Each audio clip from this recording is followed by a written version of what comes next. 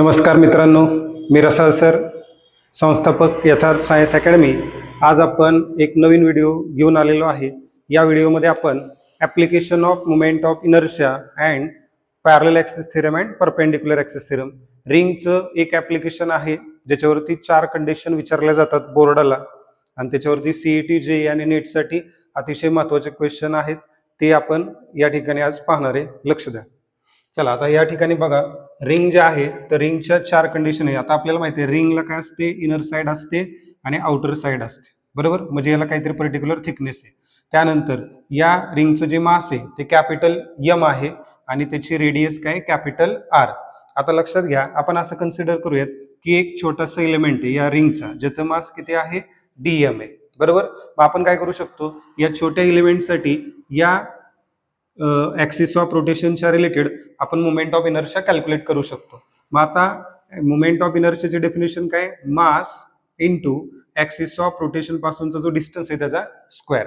मग आता लक्षात घ्या, याचं जे मास आहे रिंगचं मास, हे रिंगचं म्हणजे त्या स्मॉल एलिमेंटचं मास हे DM आहे आणि या DMचं किंवा या स्मॉल एलिमेंटचं ॲक्सिस ऑफ रोटेशन पासूनचा डिस्टन्स काय, R.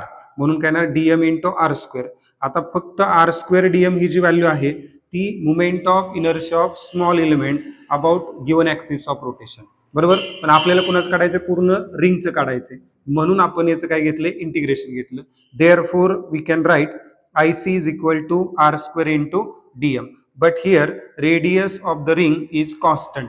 ही जी रेडियस आहे ती रिंगची काय असणार आहे, कॉन्स्टंट असणार आहे. इंटिग्रेशनच्या बाहेर जर घेतली तर इंटिग्रेशन मध्ये काय राहिलं, DM राहिलं. Integration DM which is nothing but the total mass of the ring and total mass of ring is capital M. Therefore we can replace integration DM with respect to M. Therefore IC is equal to MR square. This equation 1 gives the moment of inertia of ring about an axis of rotation passing through center of mass. त्याच्यानंतर second condition आहे moment of inertia of ring about diameter. आपण एक अशी गोष्ट consider करतोय बघा, की समजा हा एक्स ॲक्सिस हा एक डायमीटर आहे, हा वाय ॲक्सिस हा एक डायमीटर आहे आणि हा झेड ॲक्सिस हा एक डायमीटर आहे, बरोबर. आणि हे तिन्ही पण ॲक्सिस एकमेकांना कसे आहेत, परपेंडिक्युलर आहेत. Therefore we can say that x axis, y axis and z axis are mutually perpendicular to each other, बरोबर.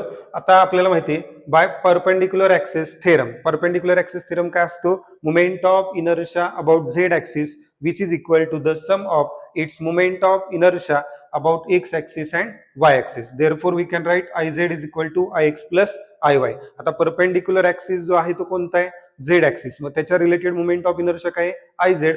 पण ही जी झेड ॲक्सिस आहे तो सेंटर ऑफ मास मधून पास होते आणि त्याच्यासाठीचा जो इनर्शिया आहे तो आपण IZ is equal to IC is equal to MR square घेऊ शकतो. त्याच्यानंतर x axis consider as a diameter, y axis consider as a diameter. Therefore its moment of inertia is same. Therefore we can write Ix is equal to Iy and these two values consider as a ID, that is moment of inertia of that ring about diameter. Therefore Iz replaced by IC, Ix and Iy replaced by ID. Therefore we can write IC is equal to ID plus ID. ID plus ID, 1 ID 1 ID is equal to 2 ID. Therefore ID is equal to, हा 2 आहे तो ID ला multiply, इकडे डाव्या बाजूला गेल्यानंतर काय होणार, divide. IC divided by 2, that is ID is equal to IC divided by 2. But IC is equal to MR square, कारण मोमेंट ऑफ इनर्शिया आपण सेंटरसाठी काढलेला आहे आणि तो आहे MR square. Therefore moment of inertia of ring about diameter which is equal to MR square by 2. Therefore ID is equal to MR square by 2. Third application बघा, moment of inertia of ring about tangent perpendicular to its plane. आता एक ring घेतलेली आहे ज्याचं मास capital M आहे आणि ज्याची radius capital R आहे. बट हा जो M आहे तो स्मॉल एलिमेंटल रिंग आपण घेतलेले. आता लक्षात घ्या, जो टँजेंट कन्सिडर आपण केलेला आहे तो टँजेंट कुठनं पास होते, पॉईंट O मधून पास होते आणि एक ॲक्सिस जो आहे तो सेंटर C मधून पास होते. मग आता हे जे दोन ॲक्सिस आहेत एकमेकांना कसे दिसतात, आपल्याला पॅरलल दिसतात. Therefore by using parallel axis theorem we can write IO is equal to IC plus MH square. Therefore IO is equal to IC plus mh square, that is moment of inertia of ring about an axis of rotation passing through point O is equal to the sum of its moment of inertia of a ring about center of mass and the product of its mass and square of perpendicular distance between two parallel axes. Therefore we can write IO is equal to IC plus mh square. आता लक्षात घ्या, IC जी value आहे, IC value ही किती आहे, mr square आहे. कारण IC काय आहे, moment of inertia of ring about an axis of rotation passing through centre of mass, ही व्हॅल्यू आपण काय टाकलेली आहे, mr स्क्वेअर. आता प्लस mh स्क्वेअर, तर या ठिकाणी h ची व्हॅल्यू काय टाकली आपण, capital R. Therefore we can write IO आहे असं राहील. IC ची व्हॅल्यू काय टाकली आपण, mr स्क्वेअर, आणि इथं m ची व्हॅल्यू m टाकलेली आहे, बट h ची व्हॅल्यू काय टाकली इथं R. मग R चं काय होणार, square. Therefore IO is equal to mr square plus mr square, that is IO is equal to 2mr square. And last application is moment of inertia of ring about tangent in its plane. आता या application मध्ये जी tangent आहे ती प्लेनला perpendicular आहे आणि या ठिकाणी जी टँजेंट आहे ती प्लेनला काय पॅरलल आहे. म्हणून आपण कन्सिडर केले बघा की पॉइंट ओ मधून जाणारा जो ऍक्सिस आहे हा टँजेंट आहे आणि प्लस तो प्लेन मध्ये आहे, हे लक्षात घ्या. आणि मग त्यामुळं इथं जो पॅरलल ऍक्सिस घेतलेला आहे तो सेंटर मधून जातोय, पण तो सेंटर मधनं जाणारा प्लेनला परपेंडिक्युलर नाही, तो प्लेन मध्ये आहे, म्हणजे तो कन्सिडर होतो diameter. Therefore moment of inertia about an axis of rotation passing through, that is IC, but which is equal to moment of inertia of ring about diameter. Therefore IC is equal to ID, आणि moment of inertia of ring about an axis of rotation passing through point O, that is IO.